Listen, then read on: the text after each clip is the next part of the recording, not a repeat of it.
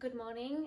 This week we are looking at the debate of invasion versus settlement, and I'm going to chunk this up into a few different parts. But for this week, we are looking at the semantics. So, history is very much about interpretation and analysis and evaluation and all of those kind of things. But our word choices as historians and the word choices that other historians make are also very impactful. And so, framing the Australian frontier and framing Australian colonisation with the word invasion or the word settlement is a conscious choice that historians will make, and we as historians have to consciously make that choice as well. And it does frame the history that we present. And so I've given you some definitions of invasion and settlement, and to me the biggest point of difference between them is the connotations that they carry. And so with invasion, there's these connotations of forcefulness and violence, whereas with settlement, there is a connotation of agreeing, almost agreement, sort of carries connotations that there's been some sort of treaty involved, a negotiation process between the Indigenous peoples and the colonizing peoples. Settlement also carries with it some sense of stability, whether that's bringing political stability or economic opportunities, whereas invasion brings with it this sense of dominance, exploitation, and just this exertion of extreme control. And so these words have both been used by historians to write this history, but because of the connotations that the words carry, it frames the history in two very different ways. So that's what we're going to look at this week, and we can really start by looking at a primary source. So I'm going to read for you an excerpt from Captain James Cook's diary from 1774, and he says, "We enter their ports without their daring to make opposition. We attempt to land in a peaceable manner. If this succeeds, it's well. If not, we land nevertheless and maintain the footing we thus got by the superiority of our firearms. In what other light can they then first look upon us, but as invaders of their country?" This is an interesting primary source because this source itself kind of goes from the first sense of settlement and merges into that invasion, and it presents two opportunities of what this history could look like. The opportunity that there's a peaceful landing and negotiations which fit more with the settlement definition, and then towards the end of that quote, and it's only a very short quote, towards the end of that quote we see this violence and exertion of power kind of take over. And this is such an interesting quote to look at when we're thinking about the difference between those two words, invasion and settlement, because it makes us really think that it's not even just about the history that we write, but it's about the history that was. It's about the past, and how when settlement or invasion occurred, there were really two paths that could have been taken. And I think that's the same for a lot of histories of colonization that we look at.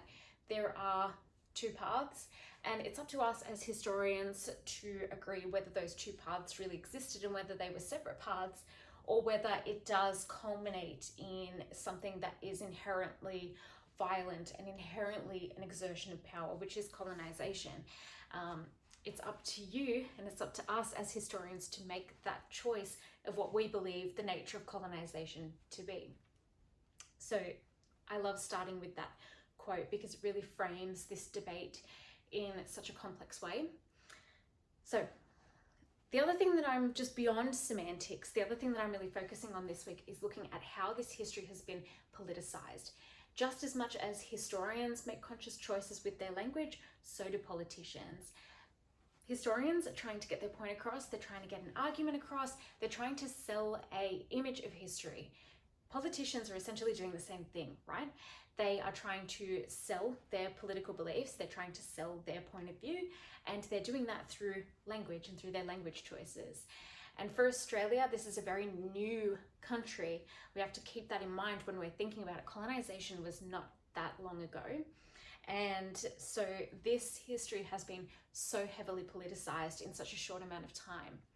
And when we look at something called the History Wars, which we're going to get into and we're kind of starting to delve into this week, The History Wars was politics. It was started and it was led by politicians rather than historians.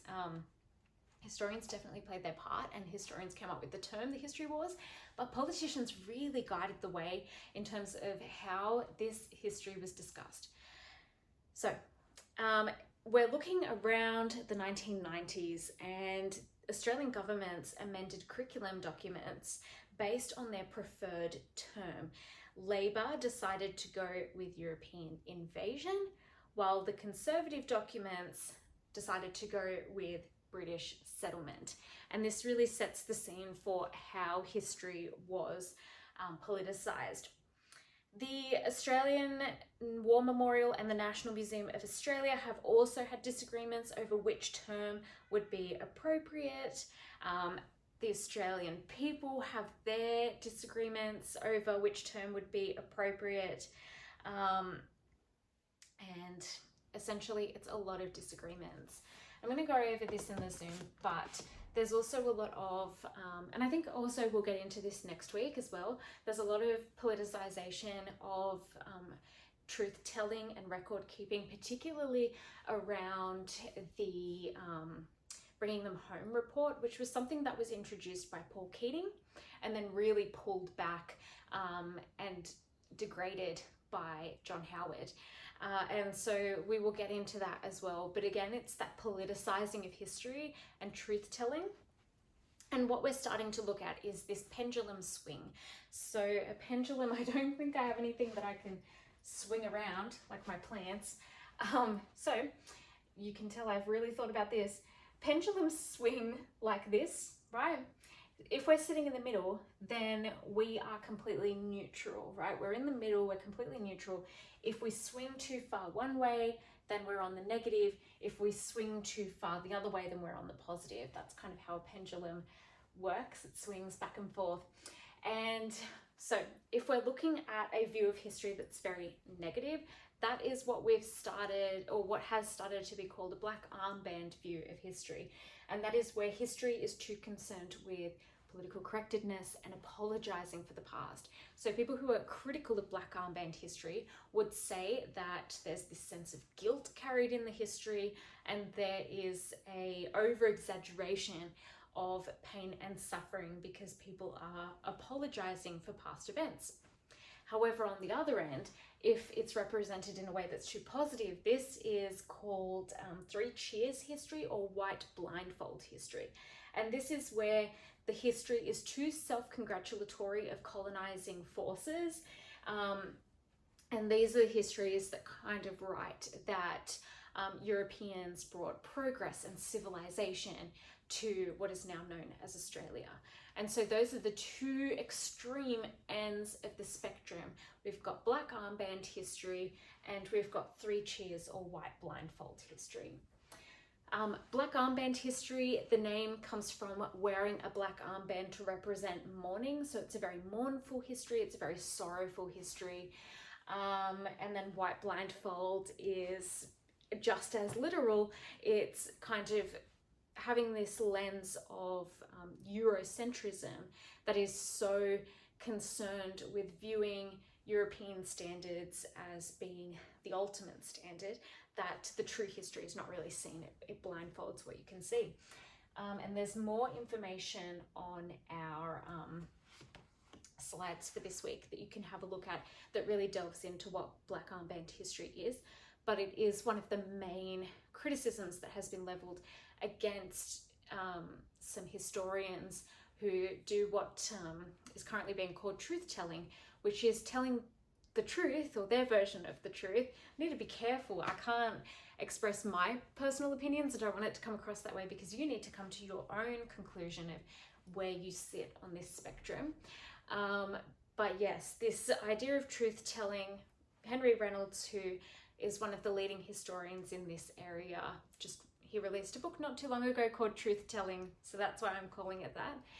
But it's really showing what happened on the frontier and the real violence of the frontier. And because it is a very mournful history, that black armband is kind of what has been leveled against them by people who criticize that history. And so we're starting to look at this issue of semantics, how we frame our histories through our word choices.